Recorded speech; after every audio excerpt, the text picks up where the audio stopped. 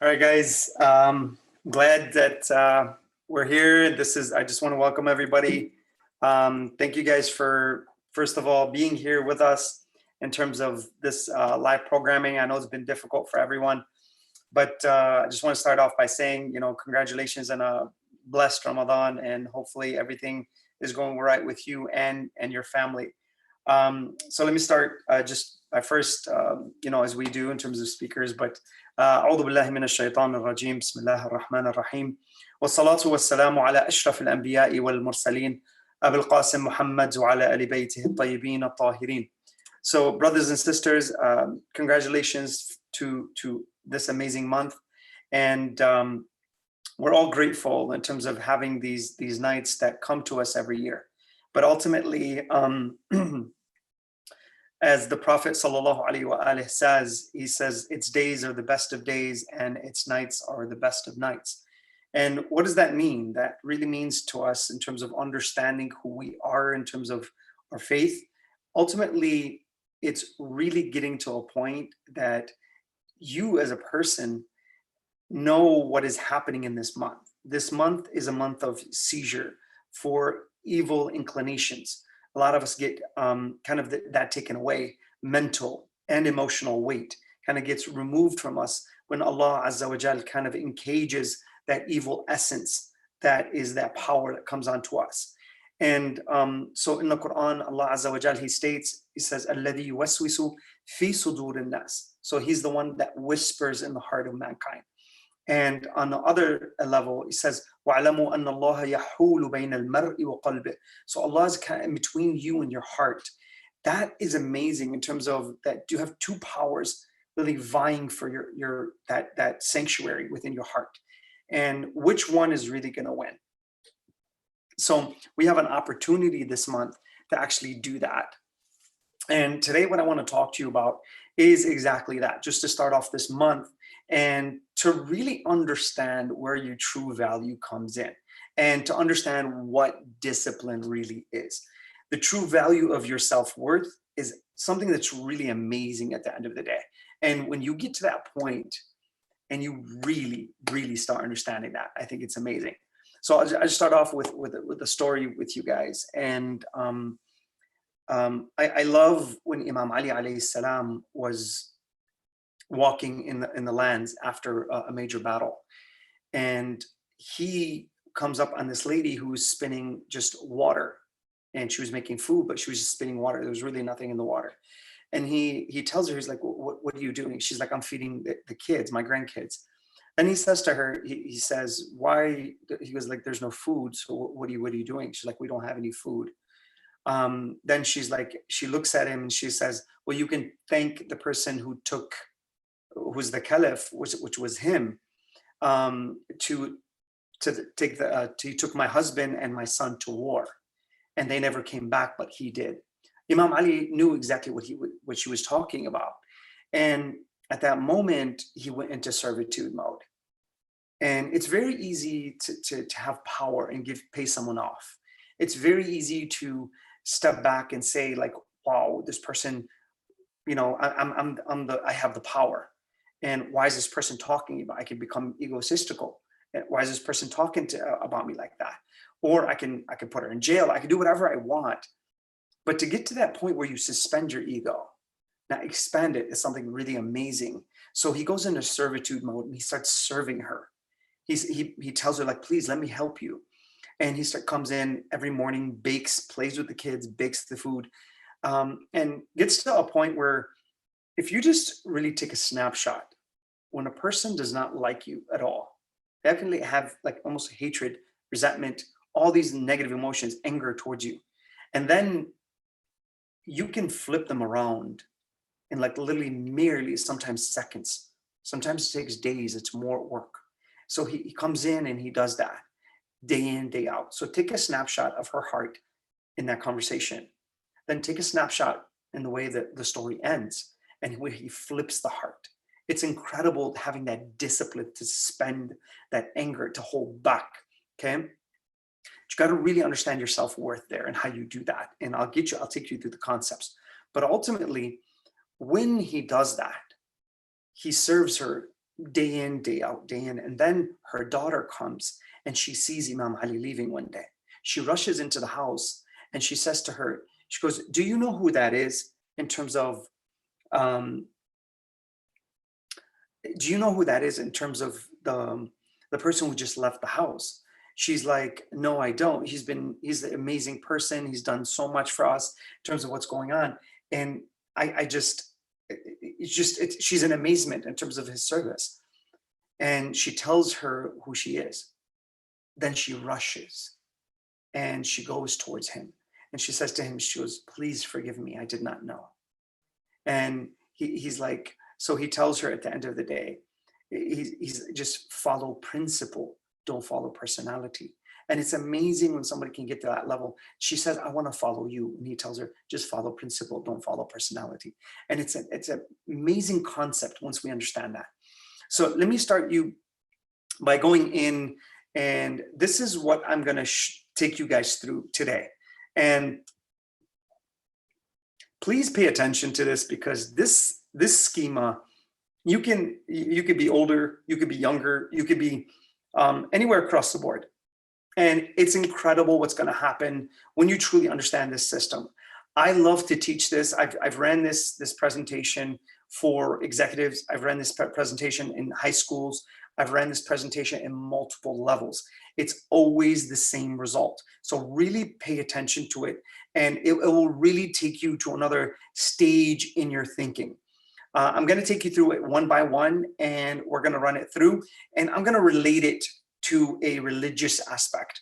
So I have presentations when I do this without any religious factors, but today I'm going to do that with the religious factors. So here we go. Like, take some good notes if you can. It's really something that can give you good understanding. And please, I highly advise, if you're someone who knows someone else, and maybe kids, I love for kids to kind of see this. And if you're a parent, you could definitely teach this to someone who's a teenager, emerging adult, young adult, in terms of these kinds of things. This is huge in terms of information. And once it's understanding that, and I'm going to give you the core of self-worth. Why? Because a lot of our kids now are moving. They don't know what self-worth is, where it's coming from. So they're constantly seeking validation from Facebook, Instagram, Twitter, TikTok, all these things in terms of validating who they are. So if you have someone who is like that, please try to get them in front of the screen to kind of go through this. And I'm going to try to make it as fun as possible. And I'm going to try to relate it to some of the examples they go through, on a daily level. And I'll try to do as much to best of my ability in terms of relating it to a higher level as well. So here we go. Take some good notes and kind of go from there. So number one is, I want you to understand something. In the Quran, Allah Azza wa Jal, He says, "Inna hadaynahu sabila imma shakiran wa imma kafura." Surely we have shown him the way. He's either thankful or unthankful. He's either grateful or ungrateful. You're the person who's been given choice. Allah Azza wa Jal has given us choice in terms of that. The second someone hands you freedom to choose, you got to understand this concept, please. And you're going to see how this works, okay? As soon as they hand you freedom to choose, they're handing you responsibility.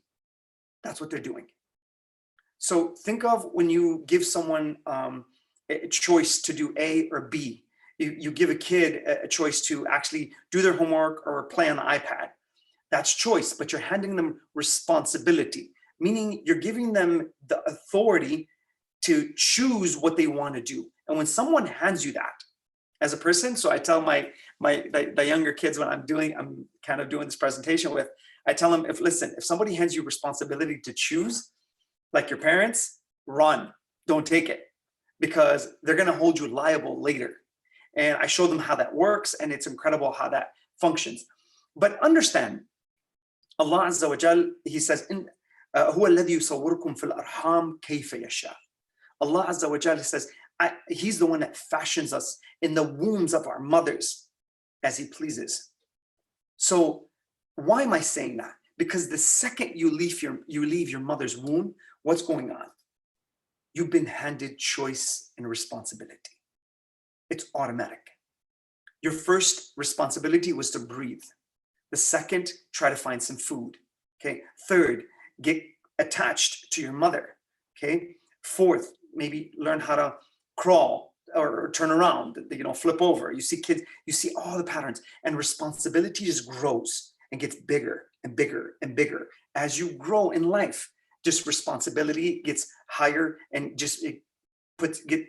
Allah Azza wa Jal almost puts it on your shoulders. Okay. So when that happens, you have to understand that.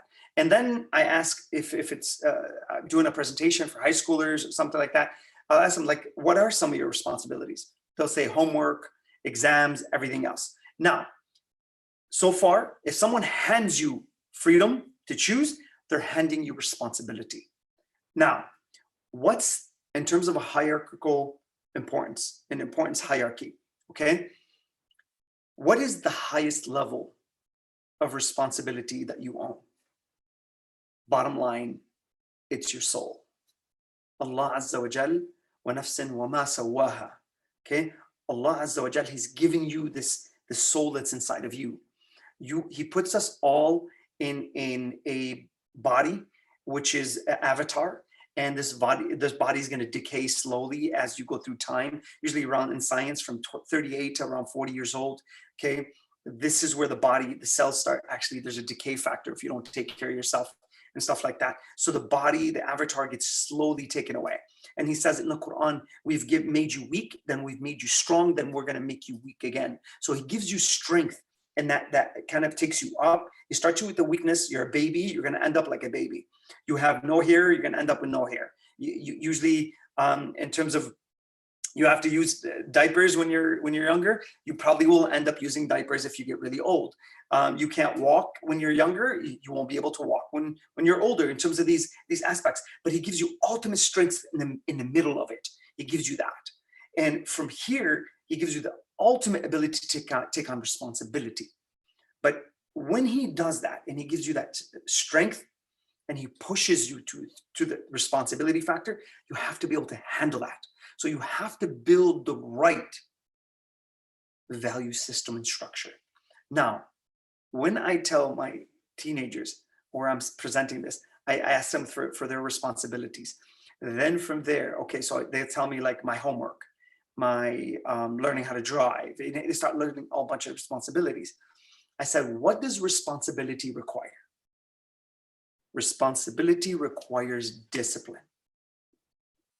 So Allah Azza wa Jal has given us the ability to choose.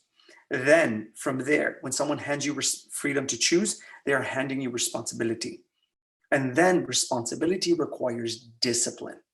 So when we are going through this in life, you have to understand that ultimately, what is discipline? Allah Azza wa Jal, when He says, Imam Sadiq alayhi salam, someone comes up to him and he says, oh Imam, please, I'm addicted to eating dirt. Imagine being addicted to eating dirt. But when the Imam says to him, he's like, what should I do? And he asks the Imam, what should I do? The Imam says, إِنَّهَا عَزْمَةٌ مِنْ عَزَمَاتِ الرِّجَالِ.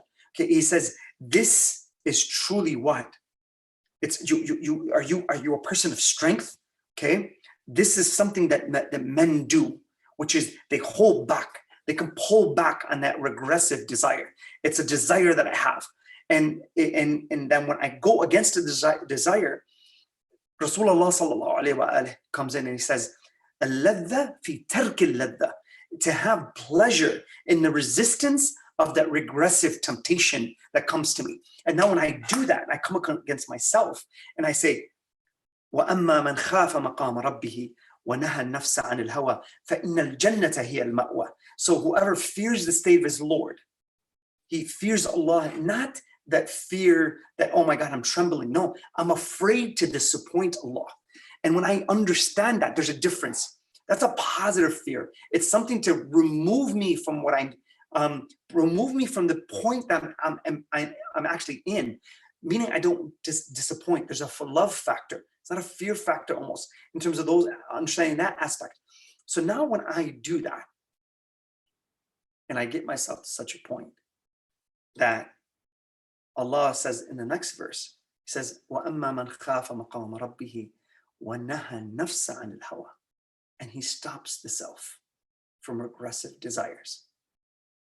It's the person who can tell themselves, no, I'm not going to do that.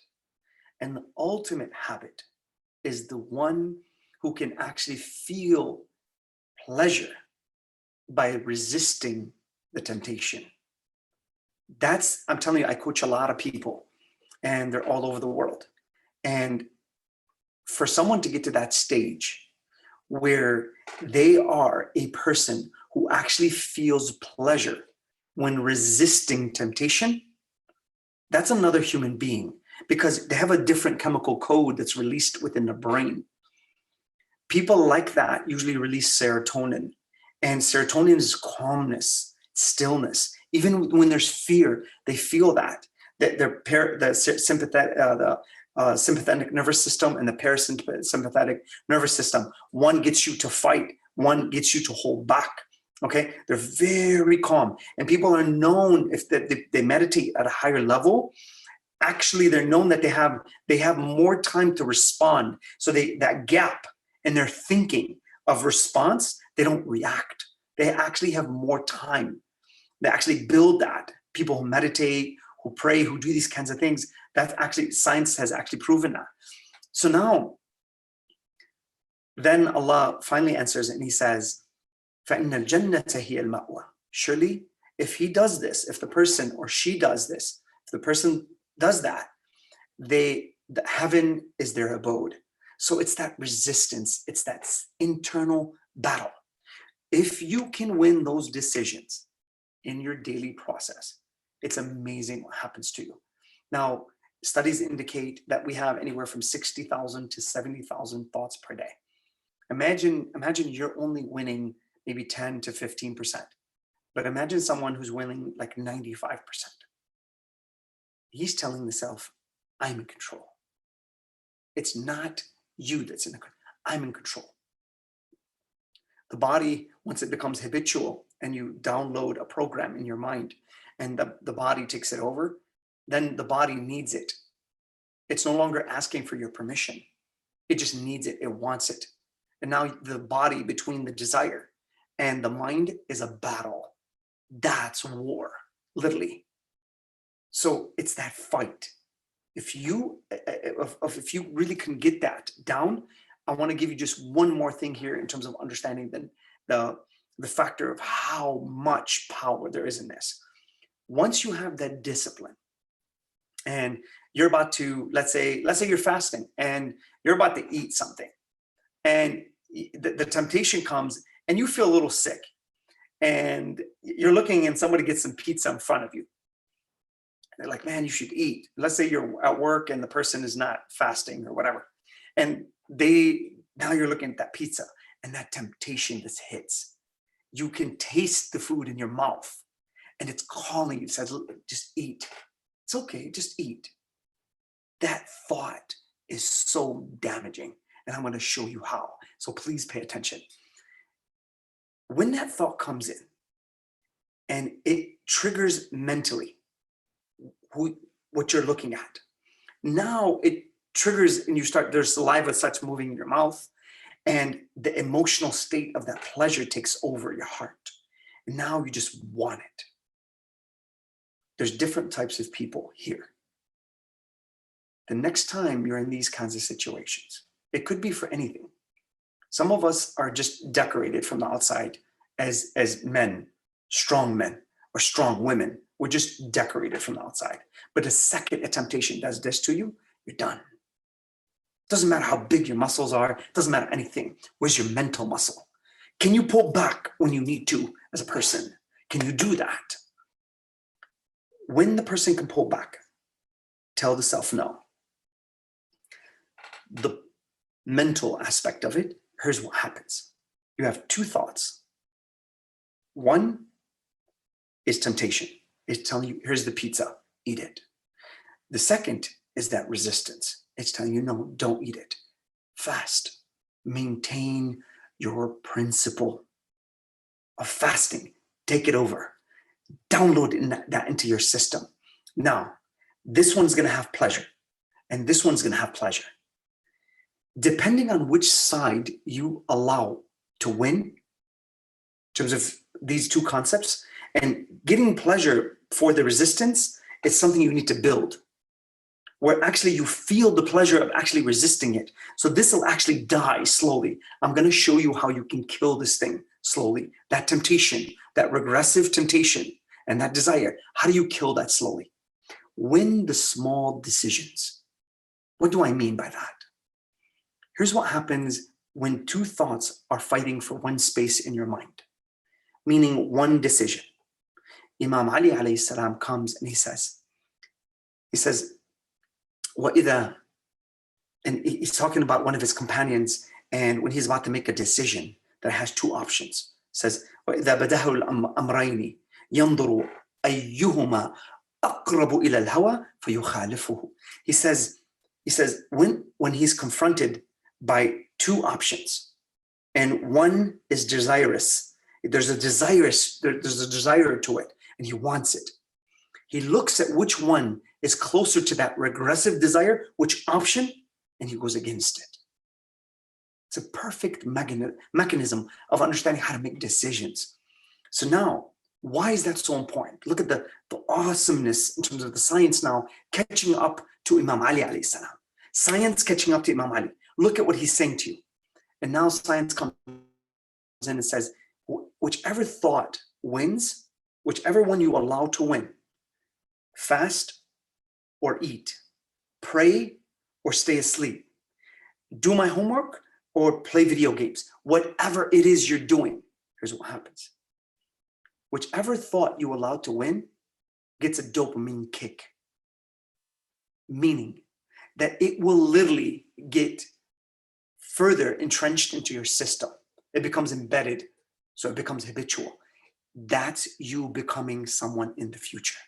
If you just go towards laziness, if you just go towards breaking the fast, if you just go to not praying on time, that's what's becoming you. You're building your future self, depending on which one you allow to win. Now, let's say you're going to lie or not lie. Even your conscious level is at stake because you're training your consciousness. And I'm going to give you another example here, and this is something very powerful. I'm going to move forward. The next time you're about to make a decision and you don't have time to think, meaning the situation is so quick that you don't have time to think, really pay attention to what your mind comes up with. So a lot of people, what they tell me is, oh, I'm going to go to Hajj later in life.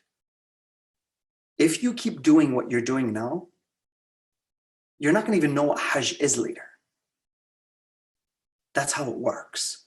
Don't do the things you don't want to become. Don't. Because at the end of the day, that choice, when it happens, here's what's going to happen to you. When that happens and it's becoming you, it's entrenching itself in you. When that takes you over, there's no going back. And you're actually ingraining this into your system. You can get to a point where it says, Allah Azza wa Jal, خَتَمَ اللَّهَ عَلَى قُلُوبِهِمْ وَعَلَى سَمْعِهِمْ وَعَلَى أَبْصَارِهِمْ غِشَاوَةً. You can get to a point where your heart gets sealed. It's done. There's no going back. A lot of us think down the line, I'm gonna make up my prayers. I'm gonna make up my fasts. It's okay, I'm young. Don't do the things you don't want to become. So when that takes you over and you're about to make that decision and you give it that dopamine kick, okay, that circuit is embedding itself into your system further. It's entrenching itself. It's like you're giving a tree water and its roots are going deeper into what? Your being. That's what's happening to you. Good luck down the line eradicating that. You won't be able to. It's too hard. It's like writing with ink on paper. If you want to take off that ink, you're going to have to take off a piece of that paper. Good luck in terms of that tear, in terms of your soul that you have to go through. It's not easy. Discipline is the key to self-worth. And I'm going to show you how. So we talked about freedom. If someone hands you freedom, which Allah Azza wa Jal has handed us freedom, okay, they're handing you responsibility. When they hand you responsibility, they're giving you what? The responsibility requires discipline. What is discipline? We talked about what discipline is. It's about telling the self no. Really, it's about this. It's doing the boring stuff for most of us before the fun stuff. So if you look at someone who's studying for exam, I use a lot of this with some 6th graders, 8th graders, 10th graders, 11th, 12th, even some university level. Okay. Now, what happens when you study for an exam? When you study for an exam, you do the boring stuff, which sometimes studying is boring and we don't like it, but you discipline yourself to actually do it. Here's what happens. And when you categorize that, you do the boring stuff before the fun stuff, before the video games, before hanging out with your friends. Here's what happens. Then you get to this level, you have self-discipline, meaning you can manage your own priorities. You can manage your own responsibilities. When someone hands you that freedom, they said, listen, I need you to study for this exam. It's coming up. The teacher gives you a deadline. They're handing you responsibility. You have the discipline to say to yourself, no, I'm not going to play video games. I'm not going to go out with my friends. I'm actually going to study, and I'm going to do it an hour a day for the next 2 weeks. You do that, that's self-discipline. You're managing yourself properly. What happens when you do that? Here's what happens. You gain results. So now you take the exam. When you take the exam, you get positive results because you studied and you had self-discipline. I want you to think about this. When you're walking towards that room and the person who is walking to that room, let's say it's you, you're walking to that room. Imagine when you have really studied and you're prepared. A lot of us actually they can't wait to actually walk into class because, man, I got this. There's a positive feeling. Okay, I'm going to take you on the other side when I go further into the lecture of what happens on the negative side when you don't get that positive result. So now, when you have that self-discipline, you take the exam and you get positive results. Now, others like your teacher, your parents, and your academic career, they see your grade point average, they see everything. And when people view that, they see the results of your discipline. That's what they're looking at. So your results are going to quantify and they're going to give a picture about your character, who you are as a person. That's what your grade point average does. It signifies that aspect of your character and who you are. So now when others look at it, how do they look at you? They look at you as reliable. I can depend on this person. So let's say you do this in the first exam. You get like a 92 or 93, 94, 95 on your first exam. Then you create consistent results. I'm going to repeat that. They hand you the freedom they tell you, listen, you have freedom to choose in terms of the way you study, the way you do it, whatever, how you study, it doesn't matter. You study. Here's your responsibility. Here's an exam in 2 weeks. From there, you have the discipline to actually tell yourself no to certain things, and then go from there and say you have self-discipline. You take the exam, you get positive results. What happens here is something amazing. And guys, a lot of people, unfortunately, I just want to say this real quick, and this is a side note. A lot of us, we say, oh man, I don't care about what people think. I really don't care. That doesn't matter. Sure, that's a great thing when you're dealing with specific situations where somebody's putting you down or somebody's doing these kinds of things. It's good not to care about what those things are. But it's very important when your boss's perspective of you is positive. It's also it's a great thing when your parents' perspective of you is positive. It's a great thing when the perspective of you is positive in the eyes of a judge or a police officer. So what others think matters. And I'm not telling you it matters to about your own dignity, honor, respect. That's not what I'm saying. In negative situations, that's how we usually judge people's perspectives on the other side. Meaning that we always look at it that negative. Don't judge me. Don't look at me. I don't care about what you think. It's because we're judging negative people who do negative judgments of others. But when there's positive judgments, we need to care about what people think. We do. It's important how people look at you and what they believe about you, because they will give you opportunities. So when someone looks at you as reliable, they'll trust you. And if you can create consistent results, meaning A after A after A after A, what happens? They start believing in you. And you know what happens is something very important here. They go from reliability, they go back. They realize that you have self-discipline from here. Then they hand you more responsibility. And you know what they do? They hand you more freedom to choose because they trust your decision-making. That's how it works. So what happens even further is this. When someone looks at you as reliable, then the second lens is you get to a point where you're invaluable to them. Meaning invaluable that you can't be replaced. And they give you, like I told you, more freedom and more responsibility on that level. What happens here, guys, when you create positive results, you have the self-discipline, you gain the positive results, people look at you as reliable, and people look at you, that you get to a point, if you create consistent results, they'll look at you as someone who is invaluable, meaning you cannot be replaced. There's a value to you that if they hire someone within a company, they need 10, 15 people to replace you. What happens to your self-confidence and self-esteem, guys? It's also positive.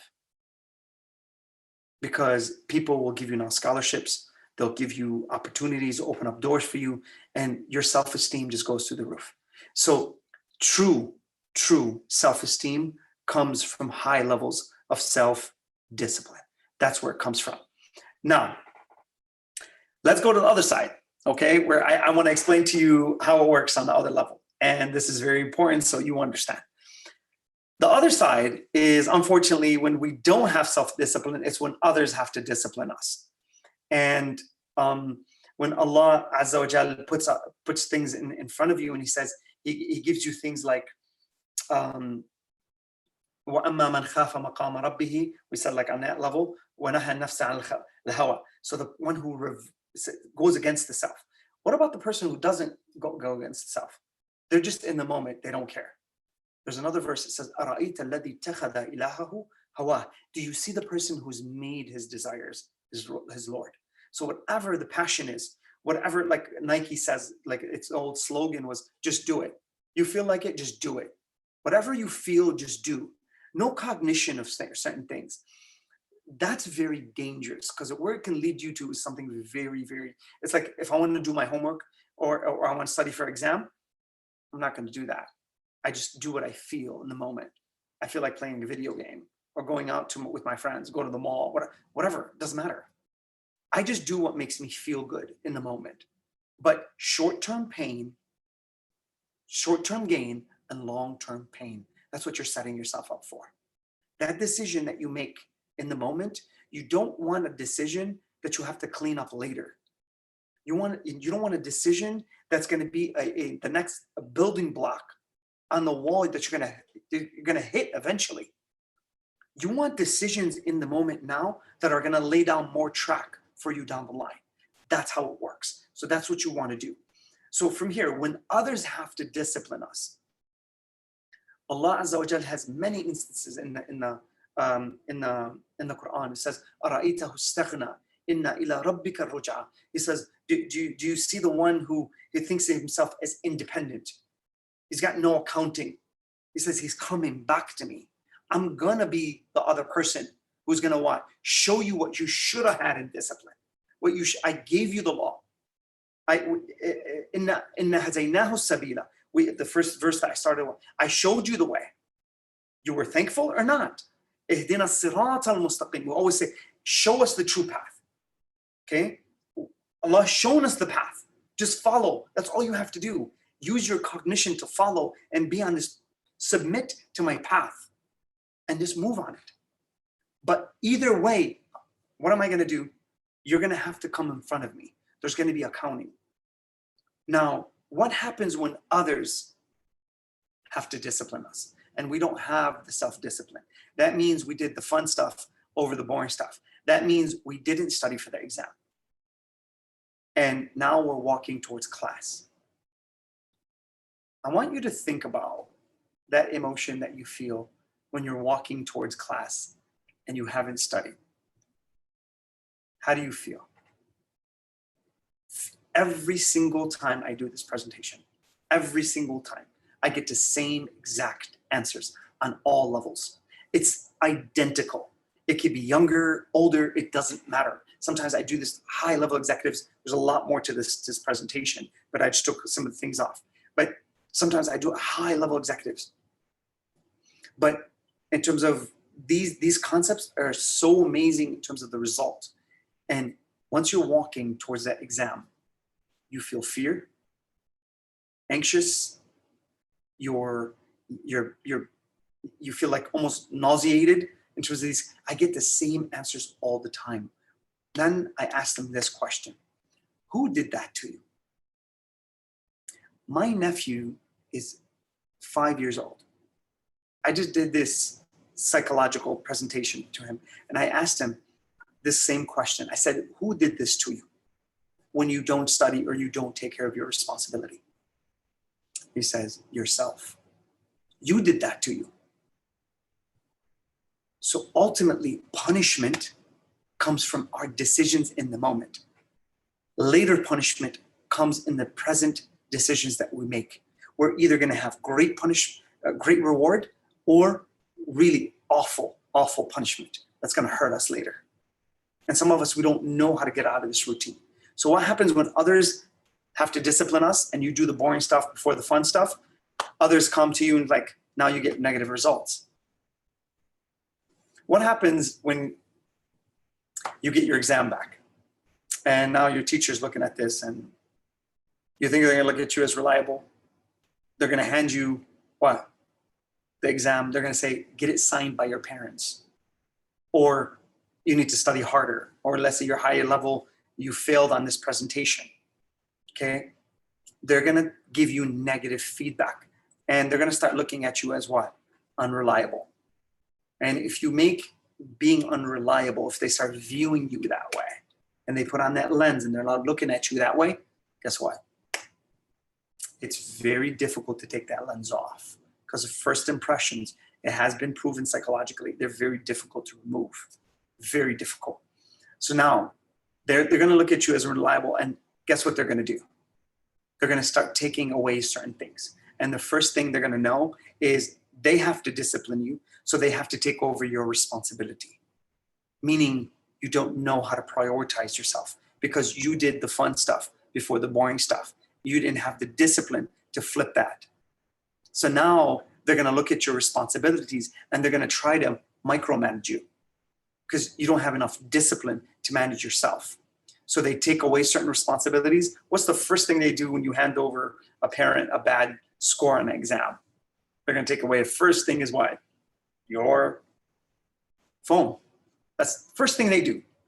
And then from there, they take all other, and the bigger than that is they tell you, you know what? Go to your room. You can't do A, B, C, D, or E. They're taking away your freedom of your phone. They take away your freedom of everything else around you in terms of your decision making. Because now the value of your decision has become less because you didn't know how to prioritize your responsibilities because you didn't have enough self-discipline.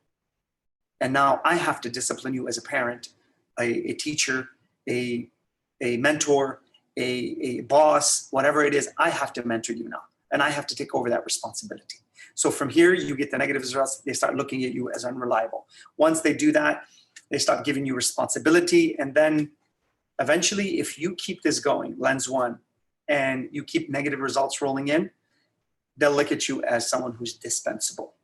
And they don't want to give you anything. Trust me, they won't. They won't want to give you any more responsibility, and they won't want to give you any more freedom to choose because they don't trust your decision-making ability. So I want you to think of all the circumstances that you're going to be in life like this, and not just on a general level.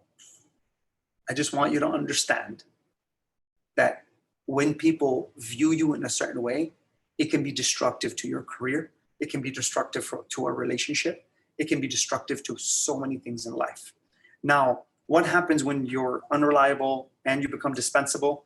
Guys, your opinion has less value, but ultimately, what happens to your self-esteem?